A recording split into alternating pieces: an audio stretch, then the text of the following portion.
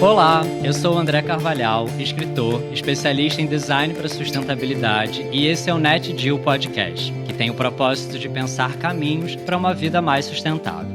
E hoje a gente vai falar da importância da conservação marinha para a manutenção da vida na Terra. Os oceanos são ecossistemas riquíssimos em biodiversidade que cumprem uma função vital não só para os seres aquáticos, mas também para todos os seres que vivem fora da água, inclusive nós. E a gente nem precisa ir muito longe para entender, é só a gente pensar que 50% do oxigênio que a gente respira é proveniente dos oceanos, mas muita gente não sabe disso. Mesmo assim, os nossos mares têm sofrido uma série de problemas e estamos aqui também para entender aonde essa degradação dos oceanos pode nos levar e o que podemos fazer para reverter esse quadro. Para isso, hoje eu conto com a presença super especial de duas profundas conhecedoras dos 7 mares, as ativistas pela conservação marinha, Tamara Klink, que também é navegadora e escritora, e a Bárbara Veiga, que também é documentarista, fotógrafa e performer. Sejam muito bem-vindas!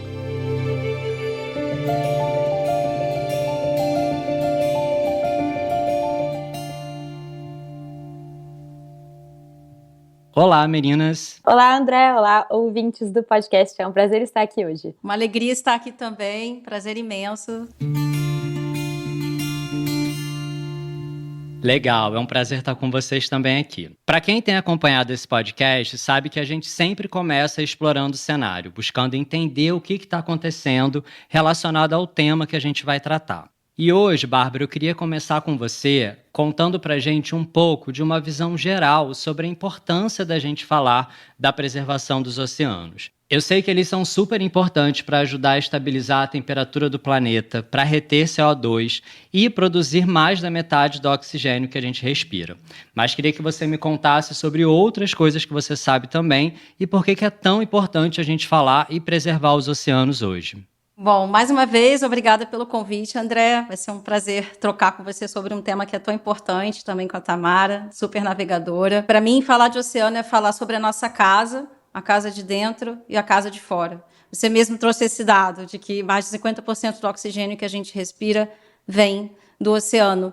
Então, como não levar tão a sério e respeitar essa grande vida que sustenta, suporta tanta biodiversidade e garante também a nossa qualidade de vida.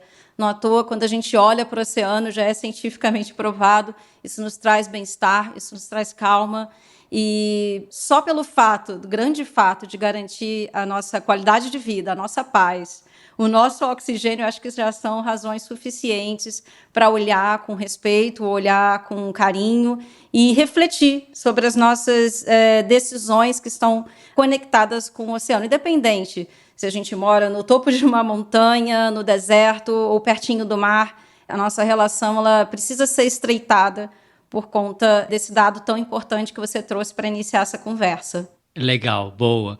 Como eu disse também no início, mesmo assim, muita gente não tem noção, né? E muita gente faz muita coisa ruim que acaba atrapalhando muito e degradando os oceanos. Às vezes parece até muito drástico falar dessa forma, mas é a verdade, é o que vem acontecendo. E Tamara, na sua série Mar Brasil, que você apresenta sobre a preservação costeira do Brasil, você fala bastante sobre como o plástico vem poluindo e contaminando os oceanos e como isso afeta a biodiversidade marinha. Eu acho que quando a gente fala sobre o oceano, né, eu acho que hoje a questão do plástico é a que mais vem na nossa cabeça. E eu queria que você contasse um pouco sobre o que você sabe sobre isso, sobre o que você vem percebendo, de como o plástico vem afetando a biodiversidade marinha. Acho que, em primeiro lugar, na sua apresentação você colocou que a gente conhece com profundidade o tema. Eu acho que é o contrário, eu conheço ele muito na superfície, né? Eu sou velejadora, as pessoas às vezes falam: nossa, eu te admiro muito porque eu morro de medo do mar, nunca poderia fazer o que você faz. Para mim, eu detesto a ideia de eventualmente ter que entrar na água. Eu sou velejadora e navego em barcos seguros justamente para não ter que nadar no meio de uma viagem. Muito bom. Mas isso me deu a chance de estar em contato com pessoas que elas sim conhecem com profundidade diversos assuntos relacionados ao meio ambiente, que são cientistas de muitos lugares do planeta e de muitos assuntos. E eu, conversando com eles, e às vezes até em outros veleiros, como o veleiro Tara, que é uma goelete onde eu tive a chance de navegar quando ela passou no Brasil, a gente estava falando sobre como a questão do plástico é um problema, sobretudo estético, diante de tantos outros problemas que o oceano vive hoje, porque o plástico ele incomoda, porque a gente olha, a gente vê, a gente acha sujo, a gente acha feio, né? Mas existem muitos outros problemas que a gente está causando e que colocam em risco a saúde do oceano, que a gente não vê. Um deles que a gente pode citar são os microbiomas, né? Que é a base de toda a vida, todos os ecossistemas que existem no oceano, que são esses seres, esses micro-organismos invisíveis a olho nu, que às vezes têm o tamanho de uma única célula, bem pequeno, e que sem eles a vida no oceano e no planeta não existem. Eles estão em cada gotinha de água do mar que chega no nosso rosto quando a gente vai na praia, que chegam até mim quando eu estou navegando, que são transportadas por muitos e muitos quilômetros através das massas de ar, e eles sofrem alterações muito significativas, né, com as mudanças de temperatura, com as mudanças de salinidade, ou acidez da água. E outro problema que a gente fala pouco quando a gente está discutindo sobre saúde do oceano é o problema social, né, que participa disso, né? Os seres humanos, eles fazem parte da natureza. Alguns filósofos costumam dizer que o mundo vai continuar a existir quando os seres humanos tiverem destruído tudo que a gente entende como a base da vida humana, mas os humanos não. Então, acho que quando a gente está falando sobre sustentabilidade, a gente está, sobretudo, defendendo a permanência dos seres humanos na Terra, né, da vida humana, para além da vida dos outros bichos e plantas que existem por aí. Então, acho que na luta pela preservação dos recursos e da saúde do oceano, a gente tem que também incluir as pessoas que moram tão perto de nós e que até hoje não têm saneamento básico, não têm água potável, não têm direito à moradia ou à alimentação salubre. Então, eu acho que a gente não consegue isolar o oceano, o mar da terra e nem a terra do mar. Muito interessante você falar isso quando você diz que o plástico é um problema estético, porque significa que é um problema que se vê, né?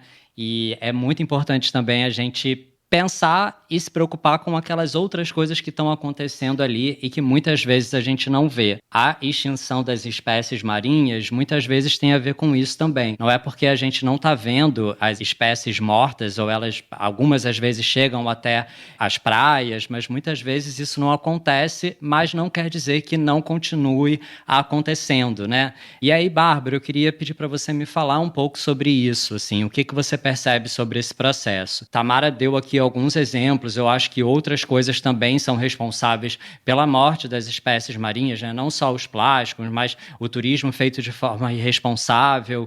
Enfim, são muitas as coisas que interferem nesses ecossistemas marinhos.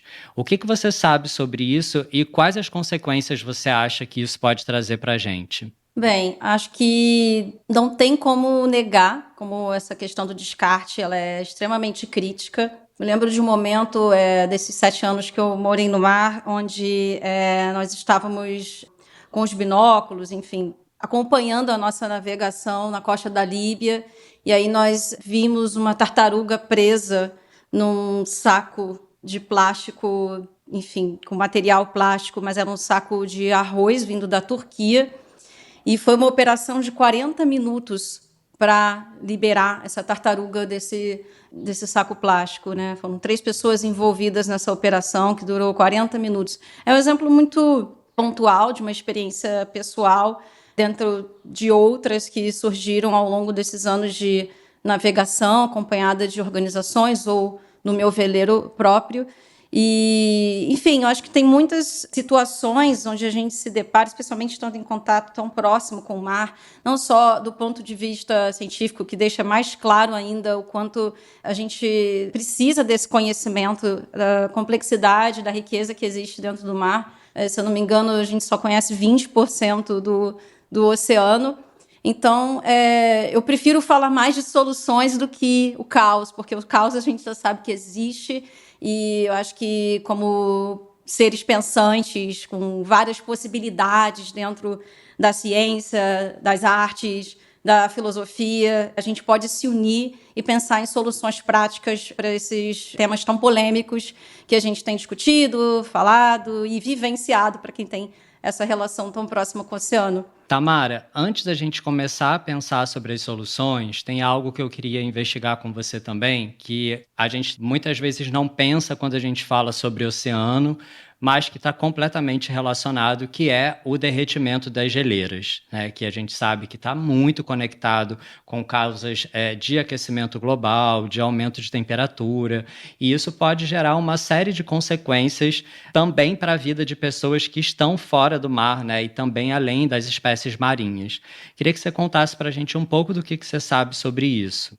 Para mim, como navegadora, o derretimento das geleiras é um fator que, inclusive, não é mais uma ideia, não é mais uma possibilidade, ele é um dado real. Hoje a gente fala muito sobre a abertura da passagem noroeste, por exemplo, que é essa passagem que fica ao norte do Canadá, que era absolutamente inacessível há poucas décadas atrás e que hoje se torna um destino de muitos velejadores que gostariam de atravessar o norte da América do Norte de veleiro, e isso é cada vez mais possível. E ninguém mais fala sobre voltar a congelar em áreas que já descongelaram.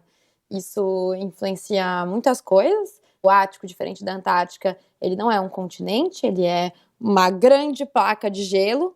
E quando a gente fala sobre o derretimento do Ártico e aumento da temperatura dos oceanos, a gente sabe que isso não vai retroceder, a gente não vai mais voltar atrás com isso. E isso, vai mudar bastante a salinidade da água, isso vai acabar extinguindo uma série de espécies, e é um pouco assustador quando a gente vê posturas de alguns políticos que ainda não se deram conta de que isso está acontecendo e que isso influencia não só o Ártico, não só a Antártica, que parecem muito longe da nossa casa, mas que uma mudança climática nos polos do planeta influenciam, por exemplo, a existência de grandes chuvas catastróficas no nosso país, que isso muda a sazonalidade das plantações e das colheitas, que isso vai causar frios que a gente nunca viu antes em muitas décadas, como o pessoal do Sudeste está vivendo, porque as massas de ar começam a ir mais ao norte do que elas iam antigamente, e tudo está muito conectado. Então, eu acho que eu tive o privilégio de poder ir para a Antártica quando eu era criança e de ver bichos, e de ver geleiras, e de ver icebergs que vão se mudando. Hoje, como navegadora, quando eu desenho as minhas viagens, eu já levo isso em conta, eu levo em conta que existem baías que nunca mais vão congelar como antigamente, e que isso pode colocar barcos em perigo. Eu levo em conta que os icebergs estão indo cada vez mais ao norte, porque eles estão se separando mais cedo das suas geleiras. Mas fica muito evidente o quanto isso não se resume só aos polos. Total. Não, e tem uma coisa que é muito surreal, é o como as coisas elas não só estão conectadas, como elas vão se potencializando em cadeia. Então, assim, as geleiras, elas têm um papel também muito importante em refletir o calor. E aí, conforme elas vão derretendo, menos a gente consegue refletir o calor, aí vai ficando mais quente, derrete cada vez mais, e é incrível como as coisas elas vão todas se potencializando, né, se entrelaçando e causando todas essas reações em cadeia, como você disse, enfim, impactando a chuva aqui da gente no Rio de Janeiro, né, por exemplo, onde eu tô. Então, a chuva aqui na minha casa tem a ver com tudo isso, né, que está acontecendo. Então, é muito interessante, muito curioso a gente pensar dessa forma. E interessante também a gente pensar como a gente, ao cuidar dos oceanos, né, a cuidar dos mares, a gente está cuidando da gente também. A gente está cuidando não só daquelas espécies que elas estão ali. Então, para mim, isso é o que fica aqui desse primeiro bloco e de tudo que eu ouvi de vocês.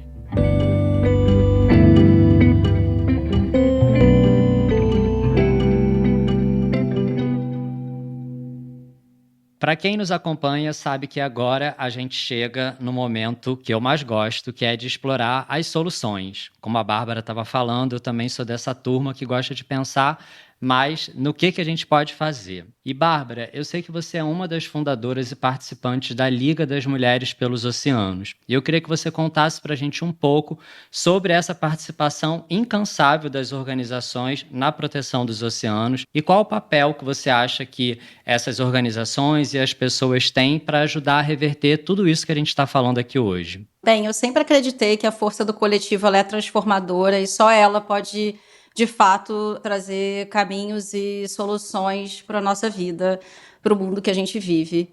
Para mim é fundamental encontrar essas pontes de apoio na pluralidade das profissões, na pluralidade das experiências, das idades.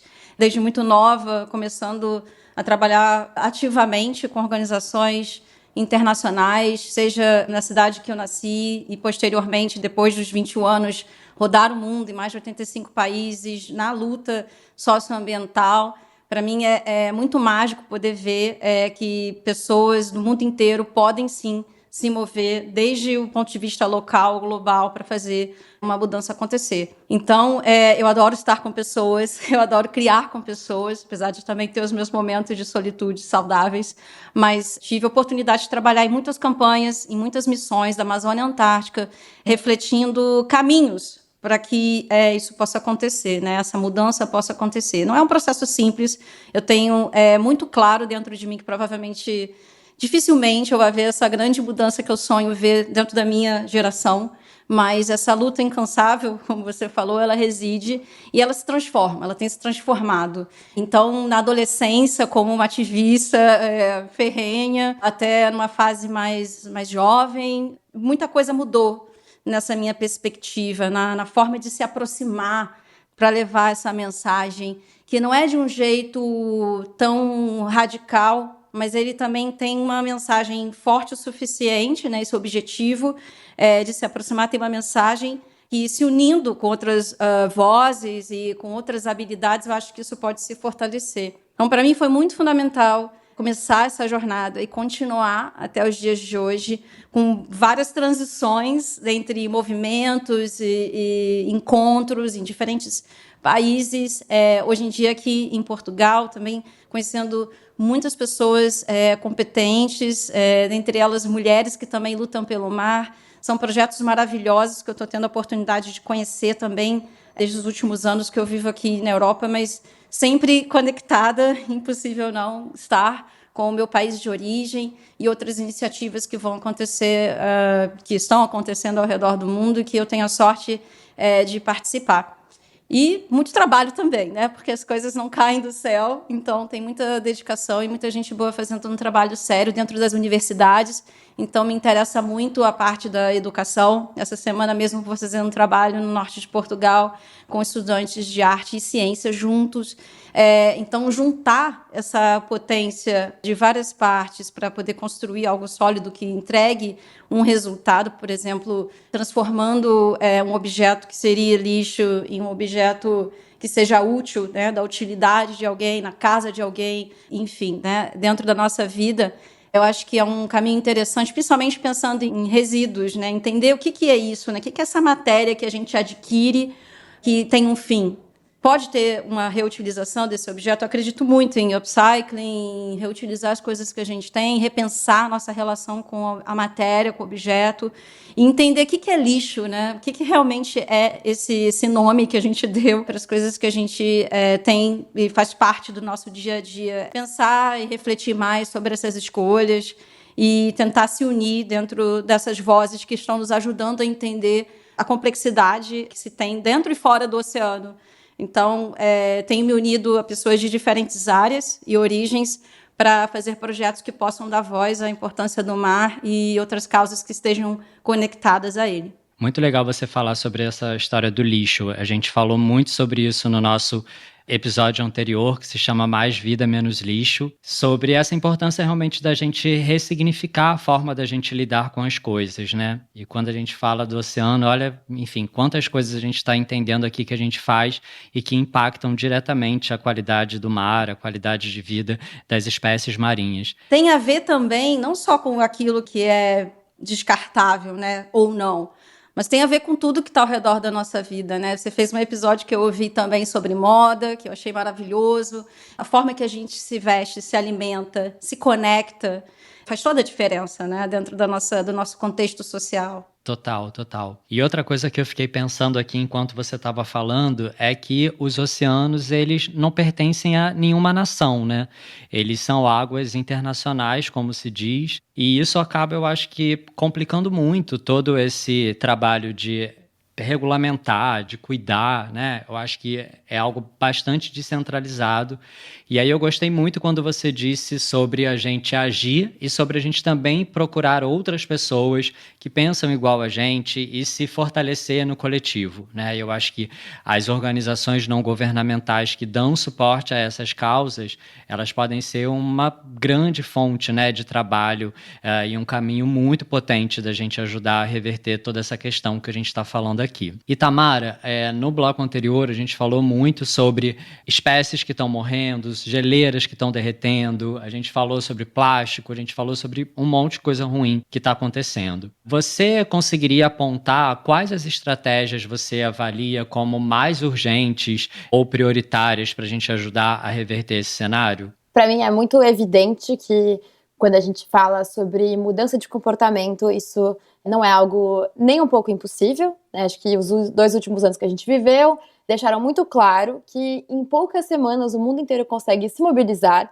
para mudar suas atitudes, para mudar a maneira como a gente trabalha, a maneira como a gente se desloca, a maneira como a gente se relaciona em nome de uma urgência. Acho que se a gente desse para esse problema urgente, que é o problema climático e ambiental, a mesma importância que a gente deu para a saúde durante a Covid, muitas nossas questões, muitos sistemas que a gente está trazendo não teriam necessidade de serem trazidos, a gente não teria nem por que fazer esse podcast, Verdade. porque a gente estaria agindo de uma outra maneira. E quando a gente fala sobre meio ambiente, acho que assim, alguns exemplos que ficam muito claros para mim de incongruências absolutas, por exemplo, quando a gente vê que, em grande parte das grandes empresas, a sustentabilidade faz parte do departamento de marketing, né, e não faz parte do comitê executivo. Quando a gente vê posturas de muitos dos nossos políticos que, inclusive, minimizam ou dão pouca importância ou até agridem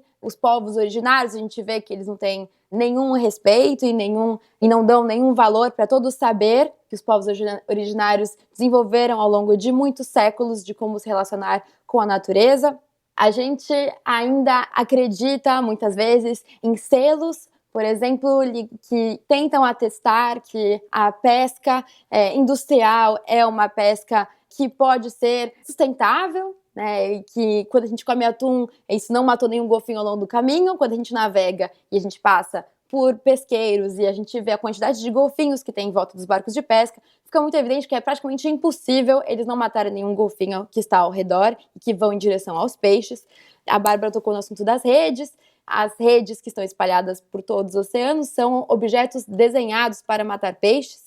E a gente ainda consome atum em lata ou sushi, e eu tenho uma raiva quando eu vejo propaganda de sushi na televisão, com essa tentativa de falar do sushi como se fosse pizza, né, sem levar em conta que o atum que está dentro do sushi, ele é um predador dos oceanos ultra importante, ele é uma potência, ele é um peixe gigante, maravilhoso, super poderoso, que a gente come como se fosse farinha, como se fosse trigo, como se fosse soja, e não é.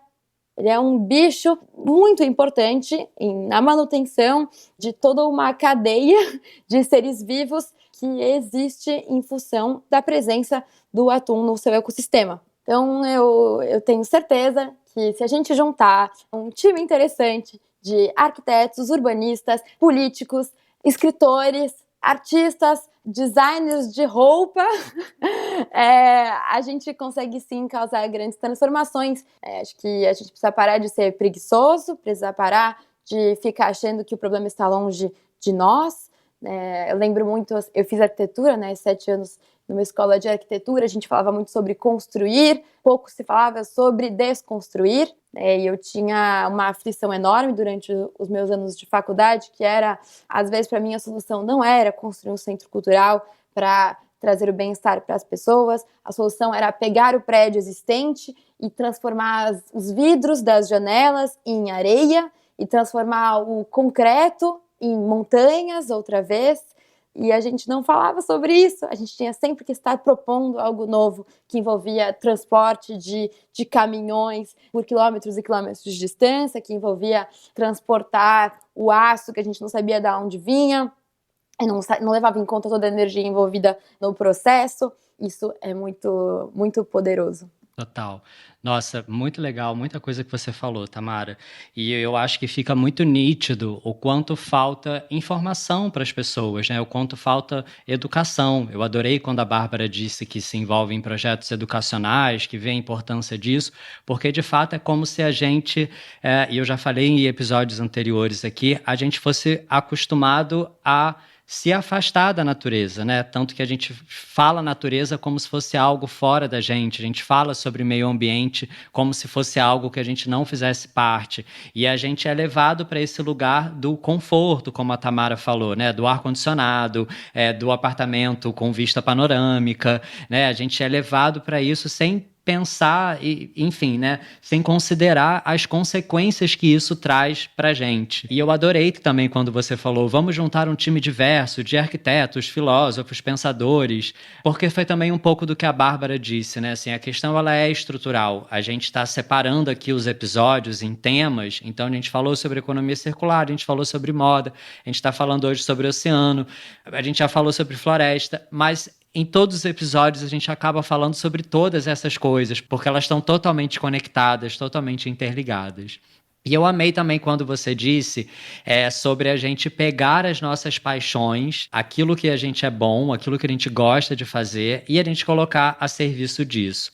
E tem uma coisa que eu vejo em comum em vocês duas, e logo no início, quando eu fui apresentar vocês, ao invés de falar ativistas, quase que eu falei artivistas, porque vocês duas têm um envolvimento muito grande com a arte também. E aí, Bárbara, eu queria voltar para você, que você falou um pouquinho sobre isso no início, né, sobre como você usa o seu trabalho através da performance, através das instalações, através da fotografia. E eu sei também que você escreveu um livro, né, 7 anos em 7 mares, e eu queria que você trouxesse um pouco dessa sua experiência, assim, de como que você vê o seu trabalho, a sua arte, né, como é que você consegue conectar essas duas coisas e qual impacto você acha que isso pode trazer para a causa que a gente está falando hoje. Bem, primeiro que para mim é sempre muito importante lembrar o quanto a liberdade nos proporciona coisas maravilhosas, né? Nós somos aqui 3 pessoas, 3 seres humanos que têm a possibilidade de falar do que quer, fazer o que quer e desenvolver projetos tão interessantes que se não fosse essa liberdade, não seria possível. Então, fazer o que se ama, como a gente já mencionou aqui anteriormente, é fundamental dentro das possibilidades de cada um, para que novas ideias, novos processos, que esses processos criativos eles se desenvolvam e de forma estruturada se consolidem e possam tocar também outras vidas. A gente fala com pessoas, a gente tem audiência, então tem uma força e uma responsabilidade também muito grande. E a minha relação com o oceano começou por estar perto do mar, né, nos finais de semana, pelo menos, que eu tive na infância, mas foi uma construção. Não tive necessariamente influências ou que pudessem me levar tão pertinho do mar assim, mas eu sempre me lembro do momento que eu acho que foi quando eu aprendi a boiar. Eu tinha 6 anos de idade e eu vi aquele momento do meu corpo flutuando e aquela sensação, né, tudo o som das águas quebrando no meu corpo enquanto ele estava em movimento. E isso, para mim, acho que foi um momento muito mais simbólico de entender, ok, eu posso fazer o que eu quiser com esse corpo. Ele pode flutuar, ele pode caminhar, ele pode pensar e ele pode criar. A partir dessa sensação, esse sentimento de liberdade, esse contato com a água salgada, eu acho que as habilidades foram surgindo. Porque eu não fui aquela criança que cresceu, quero ser isso, já sabia o que queria, né? Acho que eu sabia que eu queria trabalhar com pessoas, eu sabia que eu queria trabalhar com criatividade, eu queria comunicar as minhas vontades, urgências, ideias.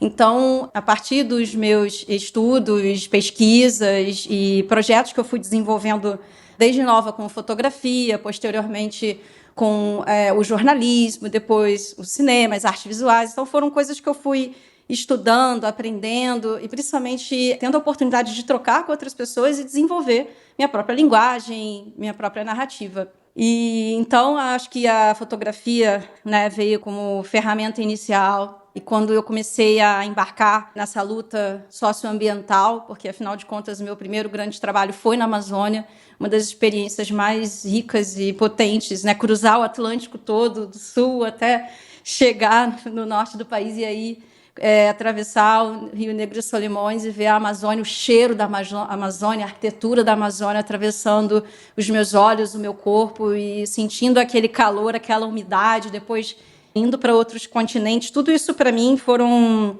oportunidades muito interessantes para descobrir como é que eu poderia comunicar de um jeito direto, mas sem perder a candura.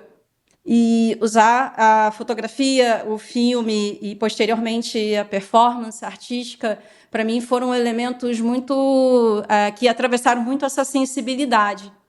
Já os 7 anos em 7 mares, o meu livro biográfico, foi um grande processo, assim, foi como renascer, porque eu peguei todas aquelas escritas de 7 anos, imagina, depois que eu vivi aquilo tudo, eu olhei para os meus caderninhos muito assustada, eu falei, meu Deus, é muita história, é muito sentimento, é muita dor, é muita alegria, são muitos encontros, desencontros, e tudo isso não se vive em dias e semanas, né? 7 anos, para mim, tem toda uma mística desse número, né? Mas, para mim, tem uma importância muito grande, porque também é quando as nossas células trocam, né? A cada 7 anos. Então, peguei aqueles caderninhos todos, revisitei todas aquelas memórias, e, por incrível que pareça, algumas eu tive que relembrar e acessar. Foi muito emocionante até nascer o livro. E foi um livro que eu tive que reescrever, né, no sentido de passar todos os meus caderninhos para o computador e tornar ele digital. Depois eu fiz uma versão de audiobook, né, que também foi um processo de reviver a história. Então, digamos que eu vivi a história fisicamente, atravessando vários mares, eu diria. Depois escrevendo, relembrando e sintetizando isso em formato de livro até chegar num estúdio em São Paulo e gravar a versão em áudio. Então, acho que essa liberdade, a mesma liberdade que eu senti com o meu corpo flutuando no mar, a mesma liberdade que eu tenho de poder me expressar artisticamente, eu espero que as pessoas tenham também para poder encontrar suas verdades dentro de realidade que a gente vive. Então, se não fosse a arte como grande fonte inspiradora, eu acho que eu não conseguiria ter a esperança para seguir em frente. Porque ser ativista, ser uma mulher, principalmente no universo que é majoritariamente masculino, atravessar diversas partes do mundo onde existe uma dificuldade, uma certa fragilidade, eu diria um desafio, eu diria ali pelo Golfo do Aden, que eu subi algumas vezes em diferentes embarcações, desde o meu veleiro próprio até com as ONGs que eu trabalhei, encontrar essas injustiças, né, de matança baleeira, por exemplo, uma campanha que eu trabalhei 2 anos na Antártica, a injustiça no mar Mediterrâneo, com a pesca ilegal do atum. Então, foram muitos trabalhos sólidos que me fizeram ver que, se eu não usasse a poesia, a arte, seja visual, ou usando o meu corpo quando eu danço, ou com as palavras quando eu escrevo, como é que eu vou seguir essa vida? Como é que eu vou continuar a viver? Então, para mim, a minha grande fonte de esperança é poder usar essas ferramentas sem medo de dizer que, sim, sou multifacetada. Tem vezes que eu vou precisar filmar, tem vezes que eu vou precisar escrever, tem vezes que eu vou precisar gritar mesmo para o mundo, olha, não dá mais, a gente precisa mudar, e é agora, que não tem tempo para poder levar isso para mais um ano, mais uma conferência, mais uma discussão. Então, a gente vai ter aqui, no final do mês de junho, a Conferência de Oceano em Lisboa. Vamos ver aonde isso vai levar. E, dentre tantos outros encontros que são extremamente essenciais, mas, como eu sempre falo, é bom sonhar, é bom planejar, mas melhor ainda é executar, é fazer com que as nossas ações elas falem mais do que qualquer palavra. Exatamente. Muito bom, Bárbara.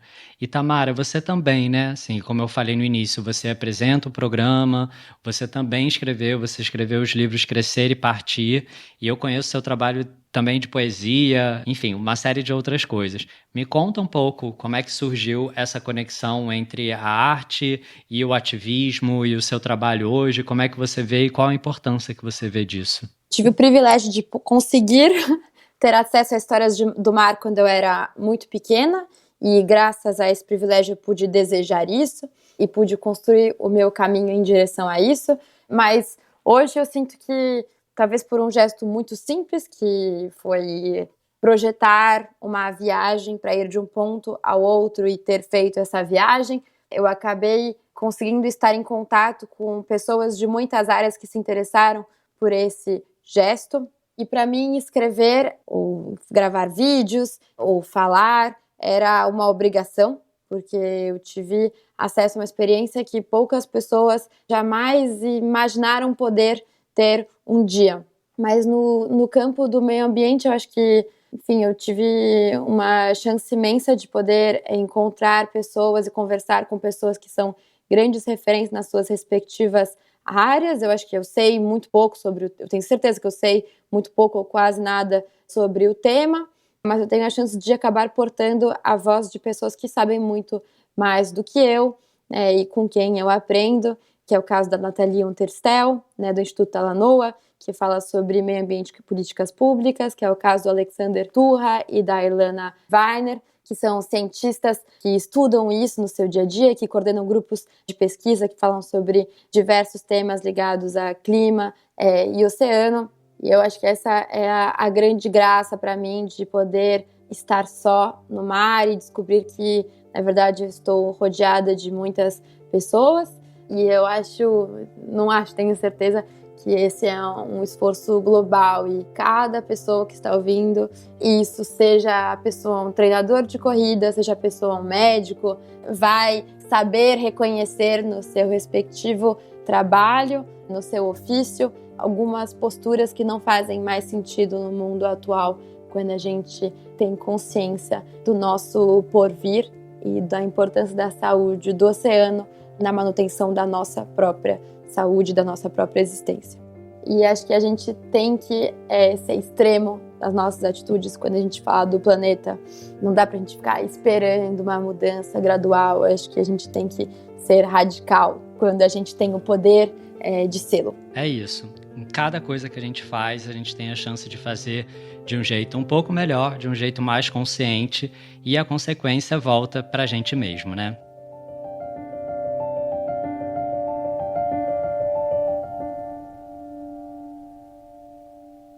O que você faz importa é uma campanha da National Geographic Brasil, que tem como objetivo engajar e conscientizar as pessoas sobre a importância das suas ações, bem o que a gente estava falando agora. Esse é o nosso bloco de encerramento, e a gente sempre vai encerrar trazendo dicas do que a gente pode fazer na prática. Hoje eu vou falar sobre conservar, porque como deu para perceber aqui ao longo da nossa conversa, para cuidar do oceano é preciso cuidar também de todo o entorno, e todo o entorno sofre as consequências do que acontece no oceano.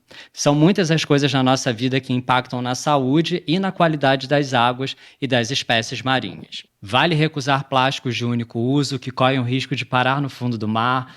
Vale participar de campanhas para projetos de leis de preservação e conservação de corais e manguezais, se engajar em ONGs, como a gente falou aqui no início. Tem um monte de coisa que a gente pode fazer. Agora, teve uma coisa que eu soube recentemente e que eu fiquei muito impressionado. Além de tudo isso, você sabia que as pontas de cigarro são o resíduo mais descartado no mundo, sendo assim uma das maiores fontes de poluição oceânica? Pois é, segundo o PNUMA, Programa das Nações Unidas para o Meio Ambiente, são 4,5 trilhões a cada ano, e 95% dos filtros de cigarro são compostos por componentes plásticos de difícil degradação. As chamadas bitucas, quando jogadas no chão, elas podem ser levadas para o oceano através de bueiros e de córregos. Então, se você é fumante, cuide da sua bituca para ajudar a limpar e a conservar os oceanos. Bom, É isso, pessoal. Esse foi o nosso 4º episódio de uma temporada de 7 e vale muito a pena para quem não ouviu voltar para ouvir os episódios anteriores. Não precisa ser na ordem, mas vale ouvir todos de verdade, porque eles foram realmente muito incríveis. Vale lembrar que no site netdealbrasil.com você encontra mais informações sobre ciência, viagem, história, meio ambiente. Segue a gente nas redes sociais, @netdealbrasil, o meu é @carvalhando e o das nossas convidadas é @BárbaraVeigaOficial, com 2 Fs, e Tamara Klink, com K.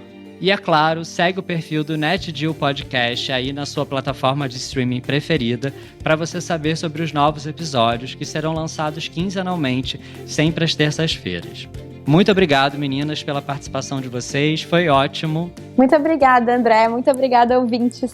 Obrigada, André. Obrigada, ouvintes também. Que bom a gente ter essa oportunidade de trocar aqui. Que venham mais e mais encontros para a gente dar voz ao oceano e toda forma de vida. É isso, pessoal. Muito obrigado e até a próxima.